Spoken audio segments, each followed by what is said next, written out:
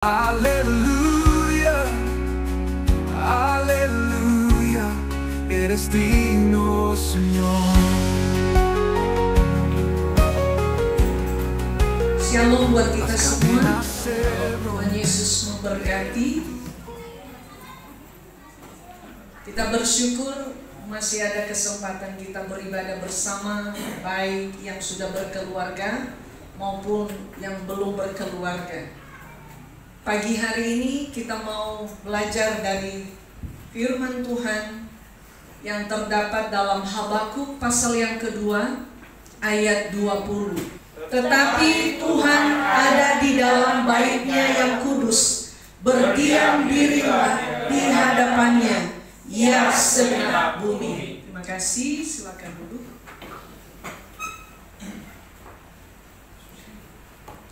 Pernahkah saudara merasa Tuhan diam? Saudara sudah berdoa, sudah menangis, sudah doa puasa, tapi seolah-olah Tuhan itu memalingkan wajahnya, seolah-olah langit itu tertutup, seolah-olah tidak ada jawaban apapun, sehingga kita menjadi kecewa, sehingga kita menjadi jenuh. Kita berpikir, aduh, saya berdoa nggak berdoa, toh juga sama. Seperti kita menganggap berdoa itu nggak ngefek. Kita menjadi kecewa, kita menjadi akhirnya berhenti untuk berdoa, berhenti untuk meminta, berhenti untuk berharap. Kita sering berpikir bahwa Tuhan selalu harus berbicara dengan jelas, seperti kita ngomong sama seseorang. Anak kita kalau bilang, "Ma, Pa, mau beli sepatu," langsung kita bilang iya. Kita berharap Tuhan seperti itu. Pada waktu kita berdoa, Tuhan maunya kita langsung bilang, "Oh iya nak, oh belum dulu tapi tanggal sekian." Kita selalu mau minta hal-hal yang pasti. Tetapi kenyataannya ada saat di mana Tuhan memilih untuk diam. Tuhan tidak menjawab. Tuhan seolah membiarkan apa yang kita sampaikan kepada Tuhan. Nah, hari ini kita akan belajar mengapa Tuhan terkadang diam dan bagaimana kita harus merespons dari keheningan yang Tuhan perlihatkan kepada kita. Jadi ada dua hal. Kita mau belajar melihat kenapa Tuhan diam dan apa yang menjadi respon kita terhadap keheningan Tuhan itu atau diamnya Tuhan terhadap setiap pergumulan kita. Karena kita semua punya pergumulan, bahkan mungkin bertahun-tahun ada pokok-pokok doa Bapak Ibu serta saudara dan saya yang sampai hari ini belum dijawab oleh Tuhan. Kalau mau jujur, sering kita bilang, udahlah, kayaknya udah bertahun-tahun didoakan ini, didoakan, kok kayaknya nggak ada ya, nggak ada jawabannya. Kok kelihatannya Tuhan diam, kok kelihatannya Tuhan cuek, Tuhan acuh, Tuhan kayak menjauhkan pendengarannya dari doa-doa saya. Yang pertama Bapak Ibu serta saudara, keheningan Tuhan bukan berarti ketidakhadirannya. Sekali lagi, keheningan Tuhan bukan berarti ketidakhadirannya. Ingat pada saat Ayub mengalami percobaan dalam hidupnya. Apa yang dia alami? Apa gini-gini? Dia mengalami borok ya. Iya borok loh. Kalau kita hanya digigit nyamuk mungkin masih mending, tapi ini borok sampai busuk. Bahkan dikatakan oleh firman Tuhan di kitab Ayub, kalau kita baca dari awal itu bernanas sampai tinggal tulangnya. Jijik ya, sampai istrinya aja mungkin enggan, sudah nggak mau tidur bareng. Mungkin dia tutup hidung, udah mau, pokoknya gitu deh ya. Dia alami hal-hal semacam itu. Hartanya semua habis, seperti ditiup angin, habis semua. 10 anaknya mati semua. Apa yang diharapkan Ayub saat itu? Sebagai manusia biasa, jangan dianggap Ayub itu manusia super, beda dengan kita. Dia sama dengan kita pada zamannya. Dia mengharapkan Tuhan membela dia.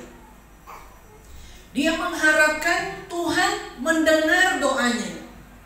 Bahkan mau dipikir Ayub itu orang saleh, orang yang sungguh-sungguh sama Tuhan, orang yang tidak bercela sama Tuhan. Bahkan setiap waktu, setiap minggu itu dia mempersembahkan korban kepada Tuhan, bukan hanya kepada dirinya. Tapi dia sadar bahwa 10 anak-anaknya ini pasti ada melakukan dosa di hadapan Tuhan. Baik istrinya, baik dirinya, baik ke-10 anak-anaknya. Dia selalu mempersembahkan korban kepada Tuhan supaya dosa-dosa mereka diampuni. Kurang baik apa Ayub? Tapi Tuhan izinkan semua itu. Dalam keadaannya seolah-olah Tuhan hening, Tuhan diam, Tuhan tidak membela Ayub. Saudara yang kekasih, Ayub mengalami penderitaan yang luar biasa. Kehilangan segalanya dan merasa Tuhan tidak menjawabnya.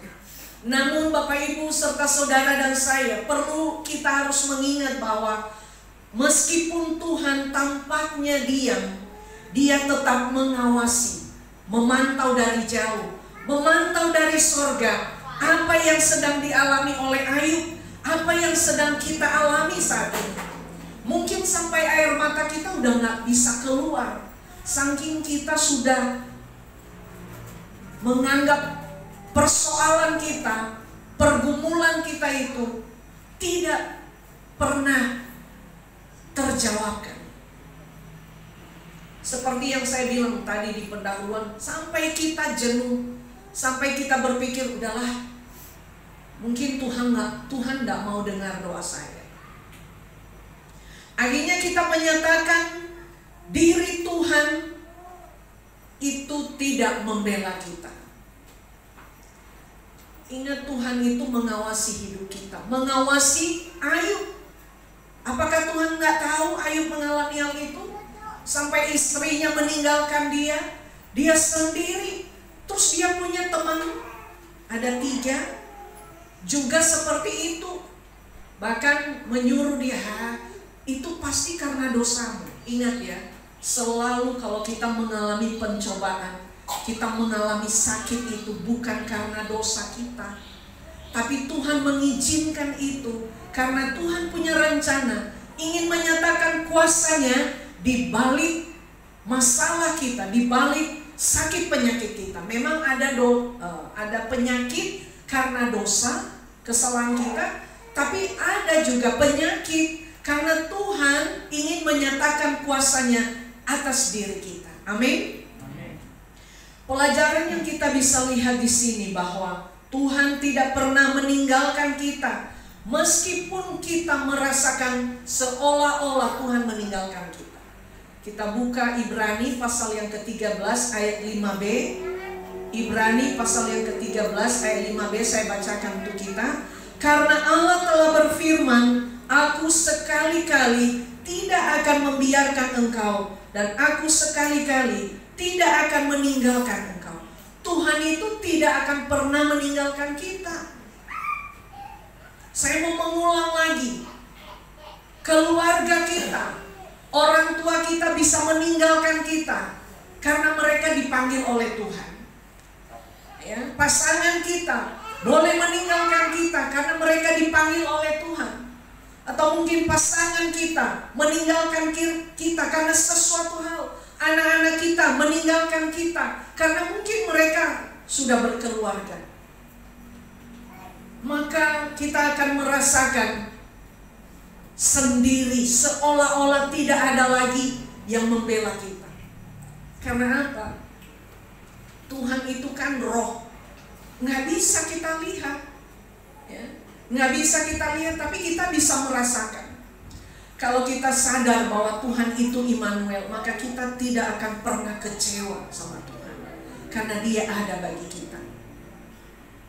Keheningan Tuhan mengajarkan kita untuk tetap percaya bahwa ketika kita tidak melihat jawaban itu secara langsung, dalam masa-masa Ayub mengalami penderitaan itu, pada akhirnya Allah peduli atas hidupnya. Pada akhirnya kita melihat pembelaan Tuhan yang jelas. Allah mengembalikan semua yang hilang dari Ayub. Tubuhnya diberkati Tuhan menjadi sehat kembali. Hartanya dikembalikan Tuhan lagi seperti porsi awal. Anak-anaknya digantikan Tuhan kembali 10 anak-anaknya. Bahkan Alkitab mencatat dari negeri itu pada zaman itu tidak ada yang bisa menandingi kegantengan, kecantikan anak-anak daripada Ayub. Artinya bahwa kalau Tuhan menggantikan sesuatu hal, Tuhan tidak tanggung-tanggung. Tuhan tidak memberi yang setengah-setengah bagus, tapi Tuhan memberi yang terbaik untuk kehidupan umatnya. Yang kedua, keheningan Tuhan adalah waktu untuk menguji iman seseorang. Ingat Abraham.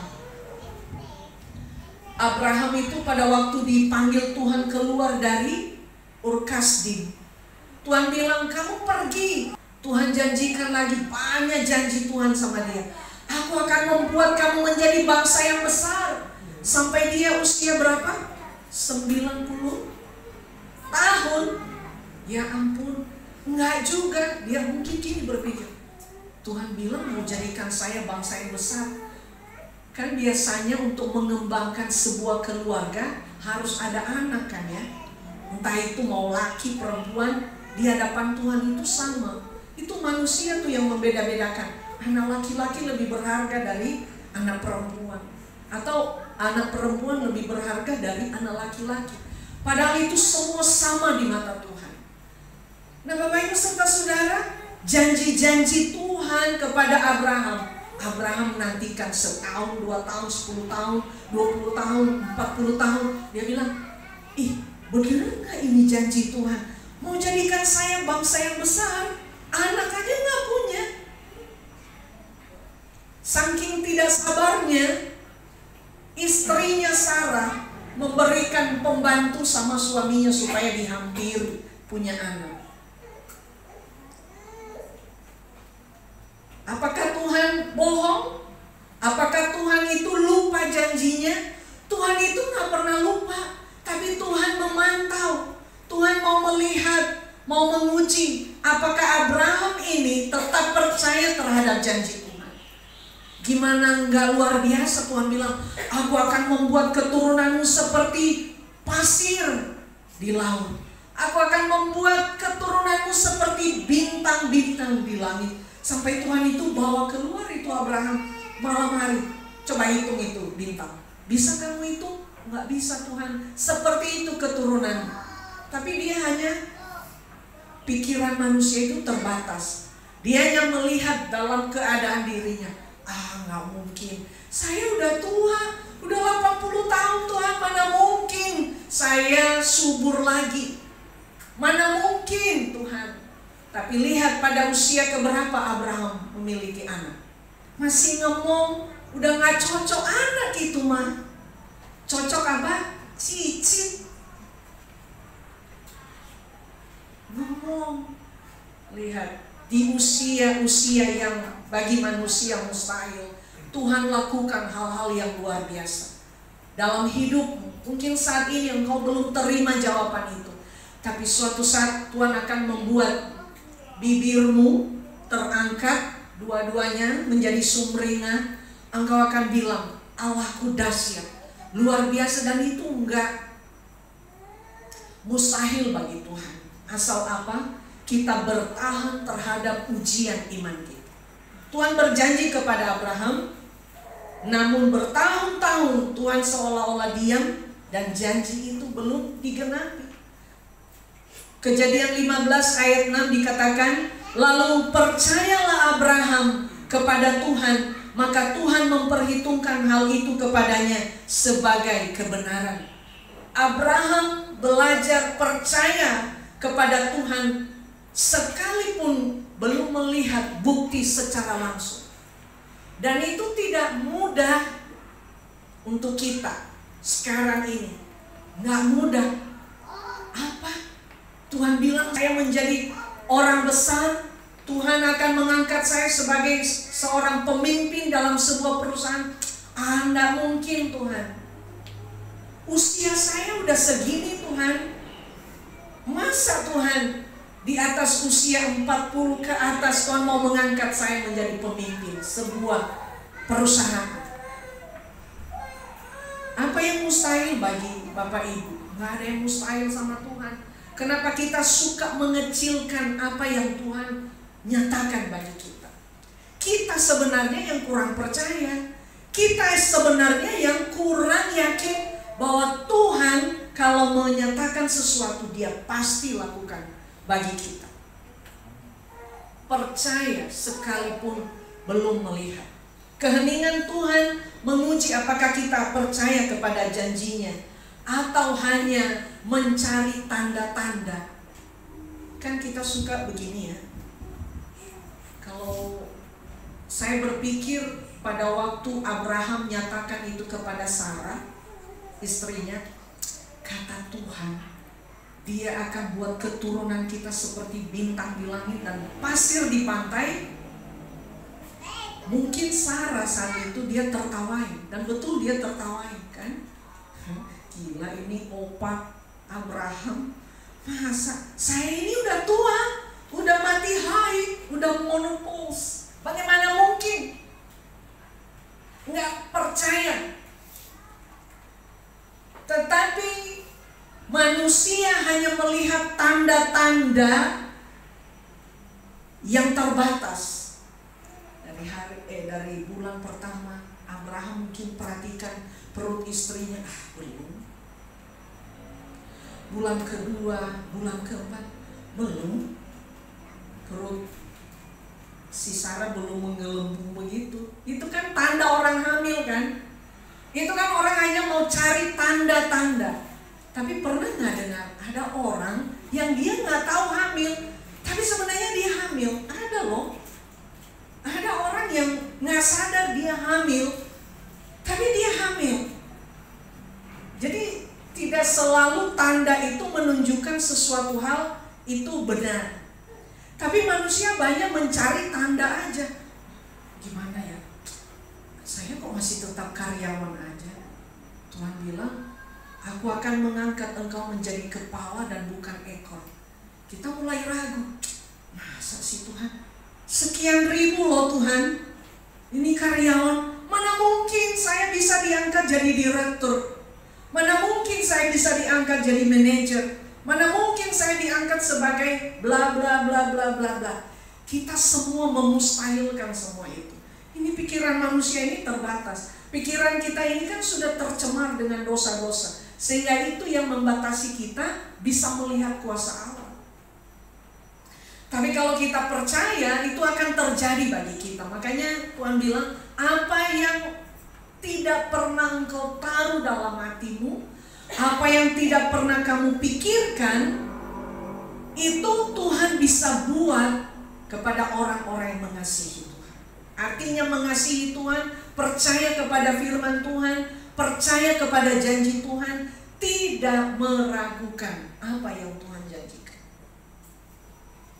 Jangan selalu minta tanda, karena itu akan membuat kita terkecoh. Bahkan sekalipun seseorang mungkin punya tanda-tanda dia hamil, belum tentu hamil. Bisa aja mungkin itu penyakit ya. Mungkin terjadi sesuatu hal di luar dugaan manusia. Saat Tuhan diam, itu adalah waktu kita untuk bertumbuh dalam iman dan ketekunan. Yakobus pasal yang pertama ayat 2-4 saya bacakan. Saudara-saudaraku, anggaplah sebagai suatu kebahagiaan apabila kamu jatuh ke dalam berbagai-bagai pencobaan, Sebab kamu tahu bahwa ujian terhadap imanmu itu menghasilkan ketekunan. Dan biarkanlah ketekunan itu memperoleh buah yang matang, supaya kamu menjadi sempurna dan utuh dan tak kekurangan suatu apapun. Amin.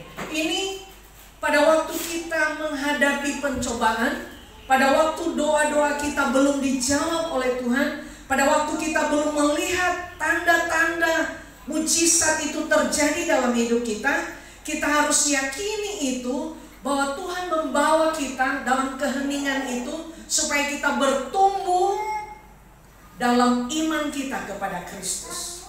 Karena dikatakan, biarkanlah ketekunan itu memperoleh buah yang matang. Jadi harus mengikuti prosesnya Tuhan. Kalau kita punya tanaman, contohnya pohon pisang, dia baru keluar jantung pisangnya, terus kita pikir, aduh supaya gimana supaya cepat ini jantung pisang ini jadi pisang, karena mau digoreng di musim hujan. Terus kita memaksa, itu tidak akan pernah menjadi pisang. Tapi kalau kita menunggu bertumbuh dari jantung pisang, mengeluarkan isinya, mulai besar, mulai terisi itu pisang, satu-satu, satu tandan mulai besar, sampai saya dikasih tahu sama orang-orang tua bahwa kalau mau lihat pohon pisang itu sudah matang, itu ternyata daunnya itu tinggal beberapa aja, jadi udah mulai kering, itu udah tua. Tapi kalau masih lebat, belum, itu masih muda isinya. Jadi harus ngikutin sampai dia matang, itu menjadi sempurna matangnya, maka enak digorengnya, enak dimakannya. Lihat tuh pisang-pisang yang cepat dikarbit, masih muda, udah dikarbit, rasanya juga beda. Jadi orang-orang yang gampang menerima jawaban doa itu sebenarnya itu karbitan iman. Suatu saat akan tidak bertahan, sehingga orang banyak kecewa pada waktu doanya lama dijawab Tuhan. Tuhan tidak sayang sama saya percuma datang beribadah sama Tuhan, saya percuma melayani Tuhan. Akhirnya kita menyerah. Tetapi kalau kita ikut proses itu untuk membawa kita matang di dalam Tuhan, maka kita akan melihat nikmatnya, keajaiban yang Tuhan kerjakan dalam hidup kita. Yang ketiga, keheningan Tuhan mengundang kita untuk berdiam diri di hadapannya. Berdiam diri di hadapan Tuhan itu artinya begini. Saya membawa kita kepada sebuah perjalanan Nabi Elia di Gunung Horeb. Tahukah Nabi Elia yang mengalahkan 450 Nabi Baal? Dia telanjangi itu nabi-nabi Baal. Ya, persembahan yang tidak diterima tuh dewa-dewa mereka, tetapi persembahan yang dibawa oleh Nabi Elia kepada Tuhan luar biasa, Tuhan terima. Bahkan tanpa api pun, bahkan tanpa bensin untuk menyalakan tugu tempat dia mempersembahkan korban itu menyala, karena api dari Tuhan yang menghanguskannya. Hanya karena padahal baru kemarin Elia ini mengalahkan 450 Nabi Baal, dipermalukannya. Tapi hanya gara-gara Isabel, hanya gara-gara satu perempuan loh. Satu perempuan dibanding 450 Nabi Baal. Ini Nabi Elia lebih takut kepada perempuan yang satu ini, perempuan jahat ini. Pada waktu dia dengar, ya, Isabel akan membunuh Nabi Elia, maka dia terbirit-birit menyembunyikan diri. Elia melarikan diri ke gunung karena takut akan Isabel. Hanya mendengar diancam mau dibunuh sama perempuan jahat ini, perempuan yang tidak kenal Tuhan ini, Dia lari, dia sembunyi, dia naik ke gunung. Saya pikir berarti ketakutan dia menghadapi Isabel ini hampir sama dengan seperti dia mendengar akan datang tsunami. Dia harus naik ke gunung, dia sembunyi ke gunung sana. Ia berharap, Nabi Elia berharap Tuhan berbicara dalam badai saat itu. Tuhan berbicara saat gempa terjadi. Dia berharap dalam api Tuhan berbicara. Tetapi Tuhan ada dalam keheningannya. Tuhan tidak berbicara dalam api. Tuhan tidak berbicara dalam situasi yang menakutkan. Tetapi Tuhan berbicara dalam suara yang lembut. Angin sepoi-sepoi. Di sanalah Allah berfirman kepada Nabi Elia. 1 Raja-Raja 19 ayat 11 sampai 12 saya bacakan. Lalu firman-Nya, keluarlah dan berdirilah di atas gunung itu di hadapan Tuhan. Maka Tuhan lalu, artinya Tuhan hadir. Angin besar dan kuat yang membelah gunung-gunung dan memecahkan bukit-bukit batu mendahului Tuhan. Tetapi tidak ada Tuhan dalam angin itu. Angin itu lambang dari apa? Persoalan kita. Dan sesudah angin itu datanglah gempa. Tetapi tidak ada Tuhan dalam gempa itu. Gempa apa? Sesuatu yang menakutkan kita. Kadangkala Tuhan berdiam diri. Tuhan tidak berkata-kata apapun. Dan sesudah gempa itu datanglah api. Tetapi tidak ada Tuhan dalam api itu. Api melambangkan apa?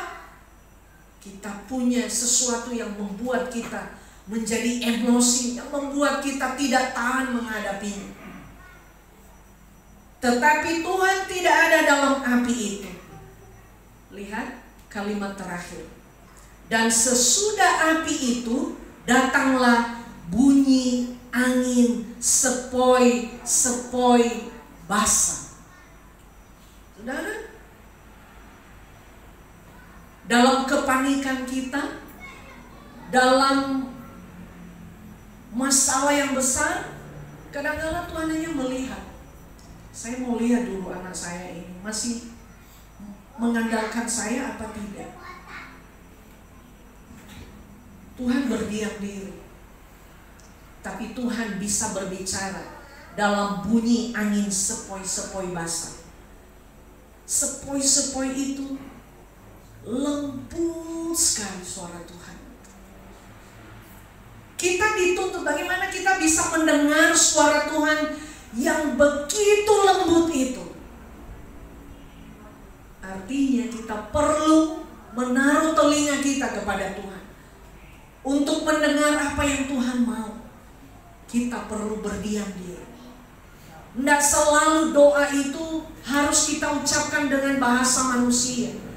Nggak selalu pergumulan itu kita jabarkan sama Tuhan satu-satu. Tuhan, kami mau begini. Kami lagi pergumulan bangun rumah doa. Udah bertahun-tahun kita doakan. Tidak ada jawaban. Apakah Tuhan tidak peduli?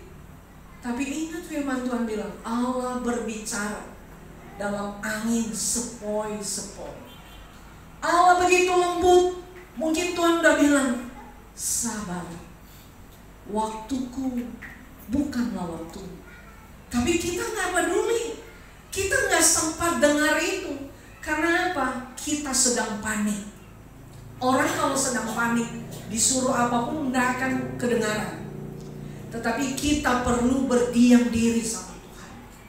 Ada saatnya kita hanya duduk aja di kamar kita, mulut terkatup, nggak ada suara, hanya air mata yang mengalir. Artinya air mata itu menunjukkan ada pergumulan besar. Justru di sana Tuhan hadir. Kita mungkin sudah berteriak, Tuhan, Tuhan. Kenapa yang sangat duluan dijawab doanya Tuhan? Tuhan lagi ngomong, dengan suaranya yang lembut, kita berteriak terus sampai kita nggak sempat mendengar apa yang Tuhan katakan kepada kita. Berdiam diri di kamarmu, berdoa tanpa suara. Kita perlu tidak bersuara, tapi persilakan Tuhan yang ngomong dalam caranya Tuhan, bukan cara kita. Tuhan tidak selalu berbicara dengan cara yang kita harapkan. Bukankah kita yang punya anak-anak, kita tahu anak-anak kita butuh ini, butuh itu. Mungkin dia gak sempat ngomong pun, karena mungkin dia gak enak, padahal ini kebutuhan. Tapi kalau saya kasih tahu orang tua saya, ini akan jadi beban bagi mereka. Apakah kita orang tua gak tahu? Kita tahu. Kita mengamati dari jauh. Kita melihat perkembangan harapannya kepada kita. Secara diam-diam kita suka buat anak-anak kita surprise. Yang dia akan, pada waktu dia terima, mulutnya akan begini, tanpa kata. Tanpa kata. Terakhir dia hanya bilang, makasih Ma, makasih Pak. Mari kita nantikan kita sama Tuhan. Wah Tuhan, luar biasa Engkau. Dalam keheningan, Tuhan seringkali berbicara melalui firman-Nya. Bagaimana kita mau tahu Tuhan berbicara kepada kita kalau kita tidak pernah baca Alkitab? Kita sibuk dengan cara kita. Padahal Tuhan berfirman, berbicara kepada kita lewat Alkitab yang kita baca setiap waktu. Itulah cara Tuhan menyapa kita. Tuhan berbicara melalui doa kita. Bagaimana kita mau tahu Tuhan sedang berbicara? Bagaimana kita mau tahu Tuhan bilang, nah, bulan sekian. Kalau kita nggak pernah baca Alkitab, kalau kita nggak pernah berdoa, kalau kita nggak pernah berdiam diri sama Tuhan, kalau kita hanya berdoa pada waktu kita datang di ruangan ibadah ini, terbatas kita ada di ruangan ini 1,5 jam. Kalau Bapak Ibu hanya berdoa di ruangan ibadah begini, terus yang 6 hari itu ngapain?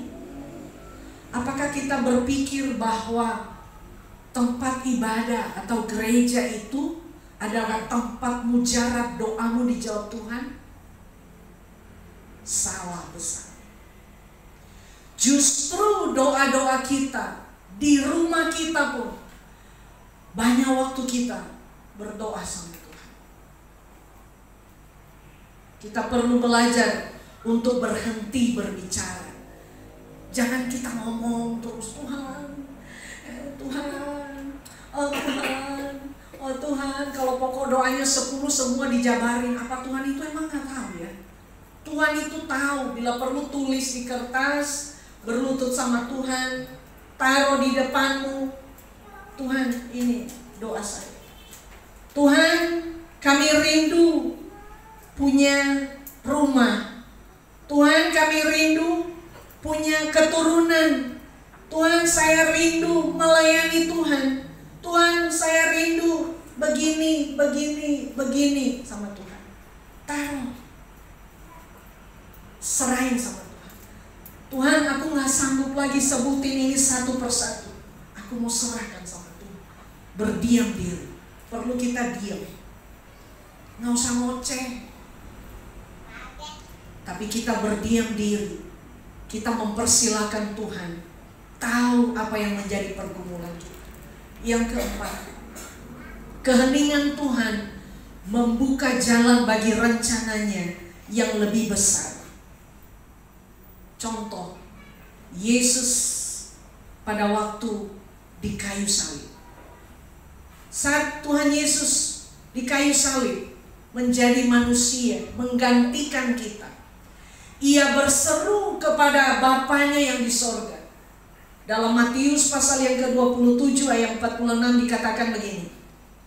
Kira-kira jam 3 berserulah Yesus dengan suara nyaring, Eli, Eli lama sabachthani. Artinya, Allahku, Allahku, mengapakah engkau meninggalkan aku? Apakah benar Bapa meninggalkan Yesus di kayu salib? Yesus dalam tubuhnya sebagai manusia 100%, dalam keadaannya sebagai manusia biasa, dia berpikir, Tuhan, kenapa engkau meninggalkan aku? Jangan kita salah mengerti bahwa Yesus tidak percaya kepada Bapa. Tapi mari kita rubah mindset kita.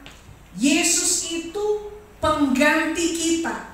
Jadi yang di kayu salib itu kita. Dan pada waktu kita disalibkan karena dosa kita, kita bilang, Eli, Eli lama sabachthani. Allahku, Allahku. Saat itu kalau saya di kayu salib, Allahku, Allahku, mengapa engkau meninggalkan aku? Tuhan tidak meninggalkan, Bapa tidak meninggalkan, tapi Dia ingin berdiam diri untuk menyatakan rencananya yang besar bagi dunia, supaya dunia diselamatkan, supaya keselamatan itu tergenapi. Sebab kalau Tuhan Yesus tidak sampai mati di kayu salib, maka rencana keselamatan itu menjadi gagal. Kita semua pasti akan binasa. Tapi dengan kematian Tuhan, dengan berdiam dirinya Bapa, tanpa memberi pertolongan saat itu, seolah-olah Tuhan, Bapa itu membiarkan Yesus, Bapa membiarkan kita di kayu salib itu sampai harus mati, karena Dia ingin menyatakan rencananya itu tergenapi dan tidak gagal. Ketika Tuhan diam, mungkin Tuhan sedang mengerjakan sesuatu yang jauh lebih besar dari apa yang kita bayangkan. Orang selalu memperbincangkan di luar sana, kenapa harus mati Yesus di kayu salib? Kan bisa dari sorga Tuhan langsung ubah hati manusia. Itu adalah konsep mereka yang tidak mengerti keilahian Kristus, yang tidak mengerti visi dan misi Allah pada waktu manusia jatuh ke dalam dosa. Sehingga mereka bilang, ngapain sih Tuhan itu harus mau menjadi manusia, capek-capek turun ke dunia, dilahirkan melalui perawan Maria, disalibkan, kan bisa dari sorga langsung bilang, bertobat semua. Emang gak bisa? Bisa. Tapi Tuhan ingin menyatakan kasih-Nya. Tuhan ingin menyatakan bahwa Dia mengasihi kita karena kita adalah ciptaan yang mulia di hadapan. Kesimpulan dari semua yang kita dengar pagi hari ini, apa yang harus kita lakukan saat Tuhan seolah-olah hening, seolah-olah Tuhan diam? Pertama, kita tetap percaya kepada Tuhan. Jangan biarkan keheningan Tuhan menggoyahkan iman kita. 2 Korintus 5 ayat 7. Jangan membiarkan iman kita tergoyahkan hanya karena Tuhan hening, tidak cepat menjawab doa kita. Yang kedua, mari kita berdiam diri dan mendengarkan. Mungkin Tuhan ingin berbicara dalam caranya yang berbeda, tidak sama seperti yang kita harapkan. Yang ketiga, mari kita tetap setia dalam doa. Kita tetap setia dalam doa kita, walaupun tidak ada jawaban langsung dari Tuhan. Doa itu tetap penting, Bapak Ibu, untuk mengungkapkan perasaan kita kepada Tuhan, untuk mengungkapkan apa yang menjadi pergumulan kita. Kita perlu berdoa. Dan yang terakhir, ingat janjinya. Firman Tuhan adalah pegangan kita, bukan perasaan kita. Siapa yang bisa baca Yesaya 55 ayat 11? Yesaya 55 ayat 11, begini firman Tuhan. Demikianlah firman-Ku yang keluar dari mulutku, ia tidak akan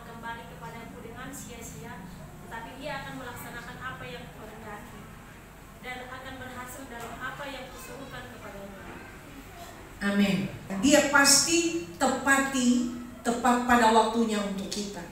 Jadi firman Tuhan adalah pegangan kita, ya, bukan perasaan kita. Kita selalu baper kalau kita didiamkan Tuhan. Kita bilang, Tuhan udah gak sayang sama saya. Kita samakan Tuhan seperti kita sama orang lain. Kita didiamkan orang, kita baper, kita tersinggung. Jangan pernah tersinggung sama Tuhan. Tuhan itu bukan gak peduli, Tuhan peduli. Tapi Tuhan mau lihat apakah kita sungguh-sungguh kepadanya.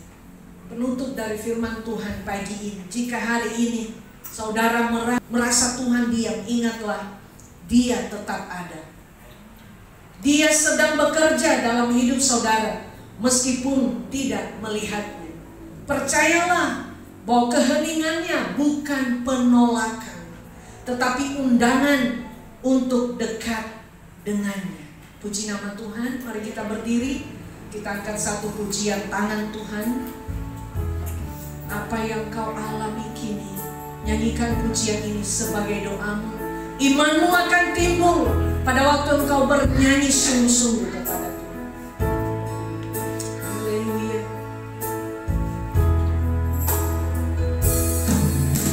Apa yang kau alami kini mungkin tak dapat engkau mengerti.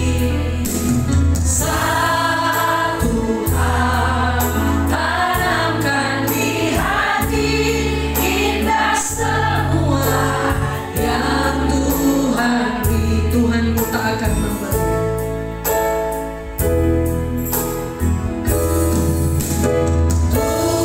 Tuhanmu tak akan memberi ular beracun pada yang minta roti cobaan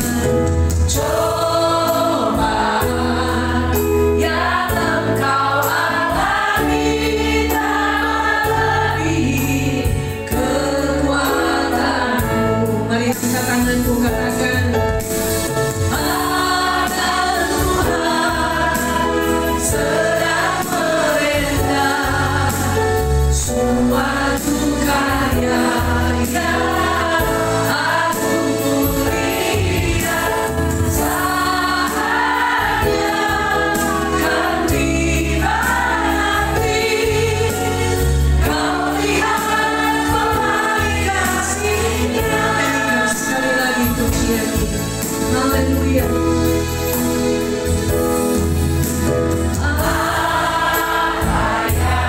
Bapak Ibu serta saudara, mungkin saat ini engkau sedang menghadapi masalah yang bertubi-tubi. Banyak hal yang kau anggap Tuhan itu berdiam, tidak menjawab doamu. Tapi ingat firman Tuhan pagi ini, Tuhan sedang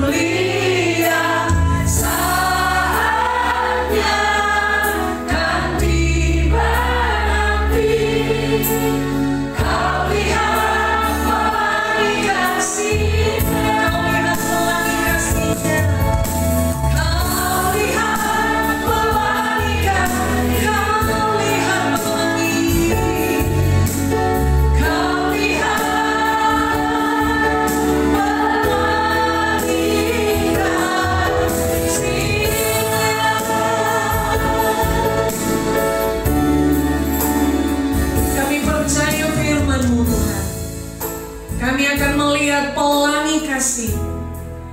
Kami akan bersorak karena Tuhan. Kami tahu saat ini masalah yang sedang kami hadapi, pergumulan kami, Allah sedang merenda karya-Mu yang indah. Dan kami akan melihat itu bagi kami. Dengarlah setiap pergumulan umat-Mu yang datang hari ini. Berbagai-bagai persoalan dalam hidup mereka yang mungkin mereka tidak dapat ungkapkan satu persatu. Tapi Tuhan Maha Tahu, dan Tuhan akan menjadi jawaban bagi umat. Terima kasih Tuhan, meteraikan firman. Dalam nama Yesus kami berdoa. Haleluya. Amin.